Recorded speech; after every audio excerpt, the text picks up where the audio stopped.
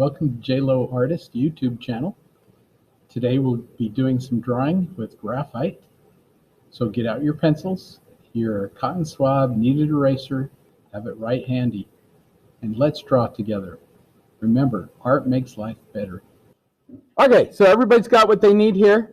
Cotton swabs, the cheaper the better. These things are very inexpensive, and I always have a bunch of them around. Your kneaded eraser, you should kind of soften it up, pull it apart a little bit. This is how you clean it. So we'll be using the kneaded eraser to do a little bit of drawing. I always like to keep my stuff in a little Altoids box because of the metal thing. I've got extra cotton swabs in there, pencil sharpener, some extra kneaded erasers, anything else in there that you feel like you might need. Remember, the kneaded erasers need to stay clean. If you put them in your backpack, they're going to absorb lint, that piece of gum or that candy that you've got in there. They suck it up. And so try to keep them away from things. That eraser is very important. It absorbs graphite. It doesn't rub it out like other erasers. And so we rarely use any other type of eraser. In my opinion, if you can draw this sphere, you can draw anything. Because the sphere is a simple shape, but it in itself is fairly complex and has all the values on it that you're going to need when drawing. If you've ever worked with me before, you understand holding your pencil like this. That is a necessary part of drawing. This is how we do our layout. You draw better circles. You draw faster with your elbow and your shoulder. So basically what it is if you're showing somebody your pencil and you say, hey, look at my pencil, you just kind of hold it like this and then turn your hand over, and on the side of your pencil you're going to be drawing. And just practice this, and after a while it'll become more natural feeling to you. But at first it's kind of weird. So I'm just going to start out with a little circle, a little sphere. And this should be about the size of a golf ball or a racquetball ball, not too big, about 2 inches maybe at the most. Now, along with the sphere, you have to kind of decide, well, where's our light source? This light source is not straight on. It's off to the side just a little bit. You can tell that because of where your cast shadow is. Cast shadow. So that little ellipse there represents your cast shadow.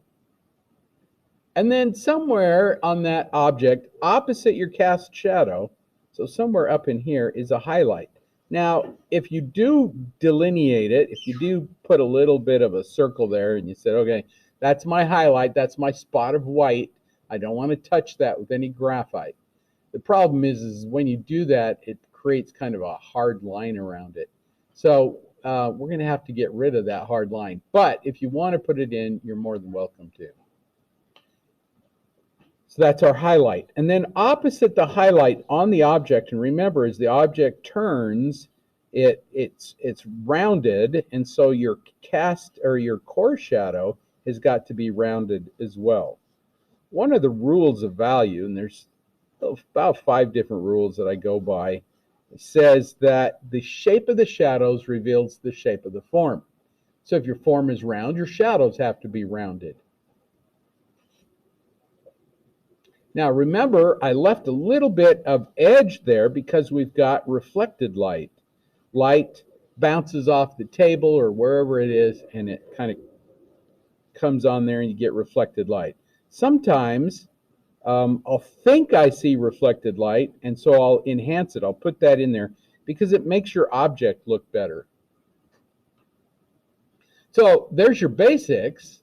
And now we just need to add some darkness to it. White, when you're drawing on white, white's already done for you. So what I'm going to do is I'm just going to ever so lightly with the side of my pencil, and I'm way back on the end of my pencil. That way I don't draw heavy. I'm just going to go in and do a little shading. This will keep your graphite also from getting too linear. And as we blend it, it'll be nice and smooth. You don't want a lot of streakiness. I get asked all the time, how do you make it so smooth? Well, you just kind of softly blend it. Now, this is our light side, and so there is a little bit of grayness to it. As it comes towards our core shadow, it's going to get a little darker. There's a little edge there, and we're not really sure where our shadow starts and stops. It's kind of a fuzzy little edge. But we also have reflected light, and that reflected light can never be a highlight, can never be as light as our highlight. And so I'm going to go into that as well. This is also a good way to make it smooth, because anything you layer on top is going to be smoothened by whatever is underneath. I can also do the same thing with my core shadow. I can go through, add a little tiny bit of pressure just so it's a little different than the rest of it. There's my core shadow, or my cast shadow. Now you can use your kneaded eraser to clean up anything. So we started out with a simple shape. We added a little bit of value to it. Now we're just going to take that kneaded eraser. I'm going to pinch it down to a little knife blade like that. And then I'm going to go around. I'm just going to clean up anything. I can clean up my edges. You know, how do you make things really round? Well, you do your very best, but then you just clean them up with your kneaded eraser. You can get a nice rounded sphere. And the cool thing is that because we use the side of our pencil, nothing is ground into the surface yet. It's all easily erasable. So you can go through and just clean up your edges, anything you need to clean up. Even the edge of your cast shadow, you can clean that up. The other thing is usually your cast shadow gets a little soft or fuzzy because there's reflected light that's bouncing all over the place. And you notice that on our reference here, it's pretty sharp where the light is, but as it gets back away from it, because light is bouncing all over the place, then our shadow starts to diffuse or starts to get a little fuzzy on the edge. So at this point, I'm looking at my number 2 pencil here and thinking, you know what? It's just not dark enough. We need a darker pencil. And so I'm going to switch over to my 6B pencil, this drawing pencil, and on the end it'll say 6B. The B is a softness scale. The higher the number in the B, the softer or darker the pencil will go. And in the H scale, the higher the number, the harder it gets.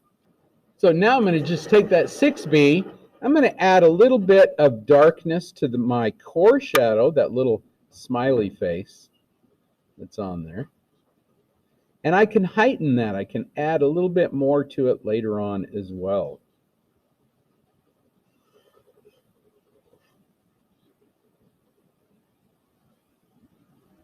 Now, what's the purpose of drawing a sphere? Well, it's the basis of your values. All your values are on there. Well, most of your values are on there. Mr. Lowe has one other value that's not here, and I'll show it to you in a bit. I also know a couple of things about cast shadows. Usually cast shadows are darker near your object because there's less light to bounce around.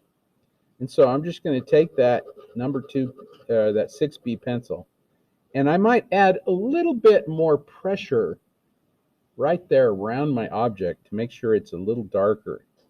And you can just keep darkening this. You can always add more graphite to it. And so as I go, sometimes I'll think, well, it's dark enough, and then I blend it, or I draw some other things around it, and then I come back and say, oh, you know what, it's not dark enough. So you have to go back into it and darken it up. You can always add more. So when in doubt, leave it out. You know, if you're thinking, oh, I don't know if I should put that in there, don't do it. You can always come back in later on and do it. Now, your secret weapon. Your secret weapon is that little cotton swab. You can use your fingers if you want, but that becomes kind of messy, and then anything you touch with your fingers gets graphite on it. If you know, scratch your nose or whatever. So, you know, want to avoid that. So I'm going to just take my cotton swab. I'm going to start here in the cast shadow, and I'm going to just blend that.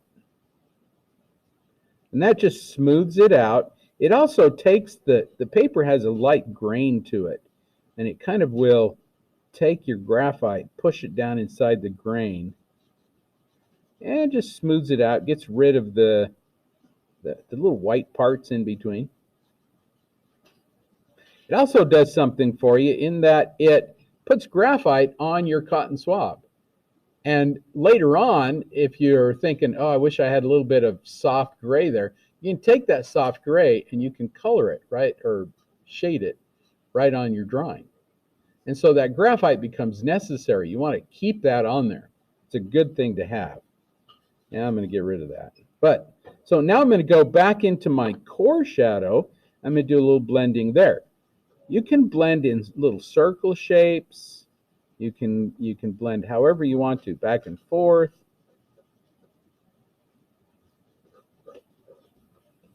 I'm just going to kind of go through and just kind of blend that. You can also add a little pressure if you want it to go a little darker or a little more blending. And that just smooths it all out. You know, if you're going to do flesh tones, you want nice soft grays for your flesh tones. Because that's the way, you know, your skin is has a lot of translucency to it. It absorbs light, it reflects light, so it becomes very thin and smooth. Now, that's not near as dark as we need it, but it's a good place to start. So, and I always go outside my lines, you know, so I'm going to take my kneaded eraser and just clean up my edges as I go.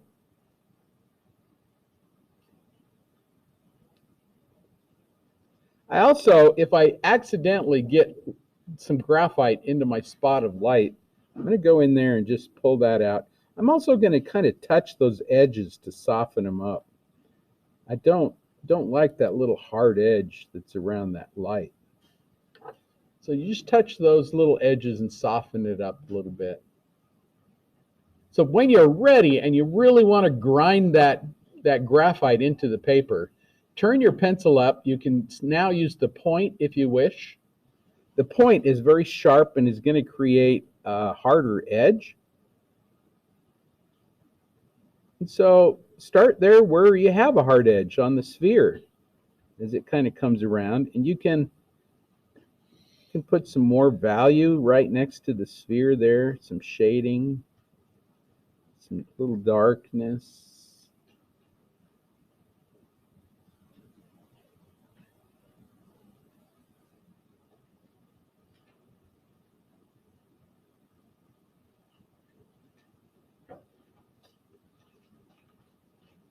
Also can heighten my little core shadow that's in there. It needs to go a little darker right in the center. So again, you can use little swirls. You can go back and forth. Not that big of a deal what you do there, because you've kind of set yourself a foundation, a smooth foundation. And so just about whatever you do there should be just fine. It shouldn't go too streaky. But you want to add a little bit of darkness, especially right to the center. Not as dark as your cast shadow. Your cast shadow is the darkest area of the sphere, but it may not be the darkest area on a drawing.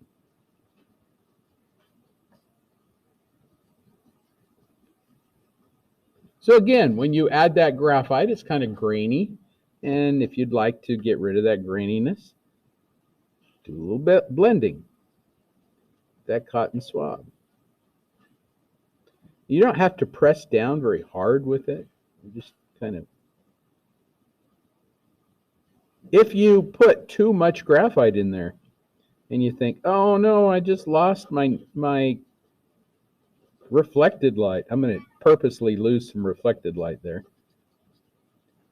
You think, oh no, what do I do? That's where your kneaded eraser comes in. And you can just take that and suck a little bit of that up. Voila, you got it. Sometimes you want to just barely touch the surface of your paper. So let's say you just put too much in there and you're thinking, oh, I wish I had that light back out. Pinch your kneaded eraser down and just touch those edges. Drawing is kind of a trade-off, a dance between the kneaded eraser and your graphite.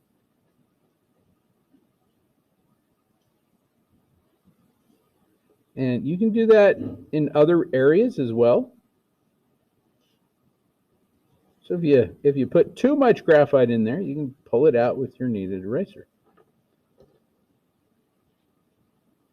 And then re-soften those edges.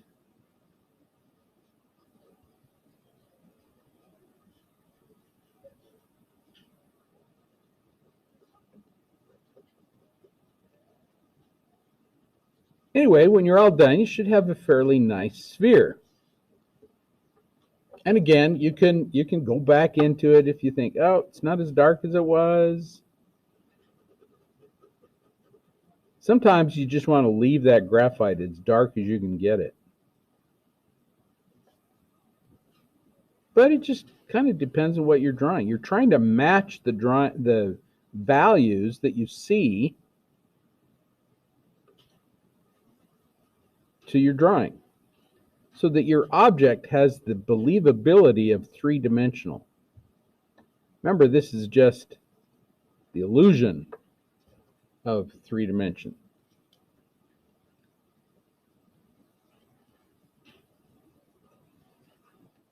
Sometimes, though, you can make things so realistic that they feel like you could just reach out and touch them because of the use of your values. Also, don't worry about drawing lines around things. Notice I haven't drawn a line around anything. My cast shadow is delineated by itself. There's really no edge. I didn't come back in and put a hard edge around there. If you want to harden that edge, you can use your kneaded eraser and just go in and touch it, harden it up a little bit. It's not that big of a deal.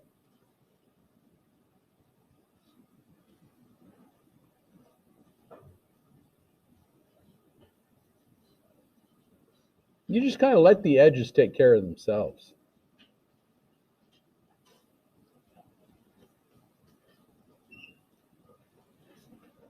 Now, there's one more value that they don't often talk about whenever you Google this, or they're going to give you these values. So let's label the values, and then we'll talk about our seventh value.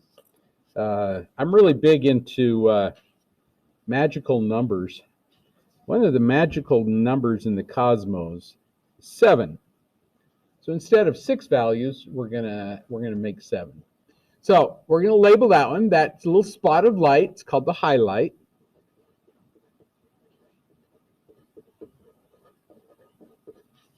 And then you have your light side, or your light edge. We're just gonna call that light.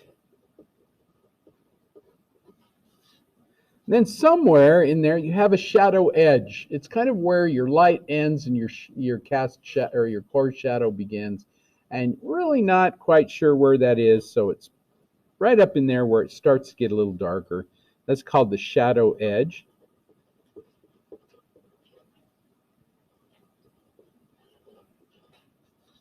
Then you have that dark area of your object, the shadow that is on your object. We're going to call that the core shadow, C-O-R-E.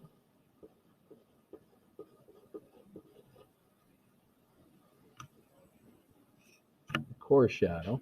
Then you have your little bit of reflected light. And again, that enhances your form. It just makes it better. Don't forget the reflected light. Sometimes people, in their zeal to get all those shadows in there, they forget those little bit of reflected light. That little bit of reflected light just increases your form, makes it look better. F-L-E-C-T-E-D, reflected light. And of course you've got this is your cast shadow. It's the shadow of your object. And that only works if there's something that your shadow can be cast upon. And the reflected light really only works if there's something that can reflect into it as well. Usually there is. And like I say, sometimes I add it, even though I don't see it, because I know it's going to make my form better.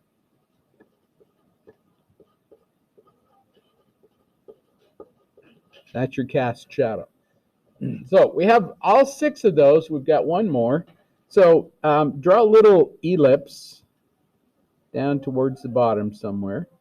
Little ellipse. And if you want to, you could put a second little ellipse in there. That is just going to represent our final value. Take your 6B and that center there, you want to add some pressure to it and make it as dark as that 6B will go. Grind it right into the surface there. And if you want to, you can take your little cotton swab, just add a little bit to the edges right there.